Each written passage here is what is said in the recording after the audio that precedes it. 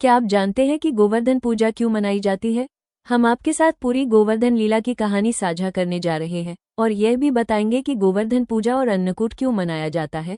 द्वापर युग में वृंदावन और गोकुल के निवासी हर वर्ष वर्षा के देवता इंद्रदेव की पूजा बड़े धूमधाम से करते थे। उनका मानना था कि इंद्र ही अपनी वर्षा से उनकी खेती और गायों के लिए घास उपलब्ध कराते हैं।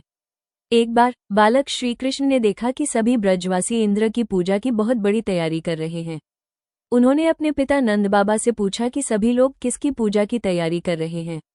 जब उन्हें बताया गया कि वे इंद्रदेव की पूजा कर रहे हैं तो श्रीकृष्ण ने तर्क दिया, इंद्रदेव केवल वर्षा करते हैं, लेकिन उनकी गायों को चारा और ब्रजवासियों को जीवन यापन के लिए सभी साधन तो गोवर्धन पर्वत से मिलते हैं। गोवर्धन पर्वत ही गायों को आश्रय, शुद्ध जल और जड़ी बूटियां प्रदान करता है। इसलिए हमें किसी देवता की बजाय प्रत्यक्ष रूप से लाभ पहुंचाने वाले गोवर्धन पर्वत की पूजा करनी चाहिए। श्रीकृष्ण की बुद्धिमत्तापूर्ण बातों से सभी ब्रजवासी सहमत हो गए। उन्होंने इंद्र की पूजा छोड़ दी और भव्य तरीके से गोवर्धन पर्वत की पूजा, परिक्रमा और अन्नकूट का भोग लगाया। जब इंद्रदेव को पता चला कि ब्रजवासियों ने उनकी पूजा बंद करके एक साधारण पर्वत की पूजा की है तो उनका अहंकार भड़क उठा। उन्हें लगा कि यह उनका घोर अपमान है। क्रोध में आकर उन्होंने ब्रजवासियों को दंड देने का निश्चय किया। उन्होंने प्रलयकारी मेघों को आदेश दिया कि वे गोकुल में मूसलाधार वर्षा करें और पूरे गांव को बहा ले जाएं। इंद्र के प्रकोप से 7 दिनों तक मूसलाधार बारिश हुई। ब्रज में चारों ओर जल ही जल हो गया। ब्रजवासी अपने पशुओं के साथ भयभीत होकर श्रीकृष्ण के पास पहुंचे और सहायता के लिए प्रार्थना करने लगे।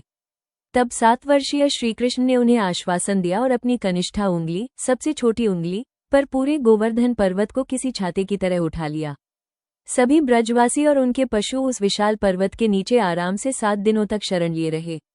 श्रीकृष्ण ने लगातार 7 दिनों तक पर्वत को उठाए रखा, बिना किसी कष्ट के। 7 दिन बाद इंद्र का अहंकार टूट गया।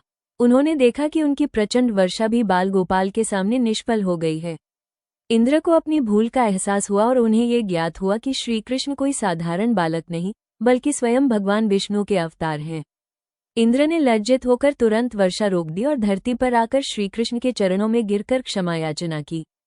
तब श्रीकृष्ण ने 7वें दिन पर्वत को नीचे रखा और ब्रजवासियों को निर्देश दिया कि वे प्रतिवर्ष इस दिन गोवर्धन पर्वत की पूजा करके अन्नकूट का उत्सव मनाएं।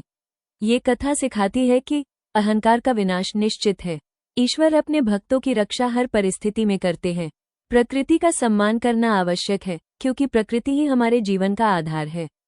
इसी कारण दीपावली के अगले दिन पूरे भारत में गोवर्धन पूजा और अन्नकूट का त्योहार मनाया जाता है, जिसमें गाय के गोबर से गोवर्धन पर्वत की आकृति बनाकर उसकी पूजा की जाती है।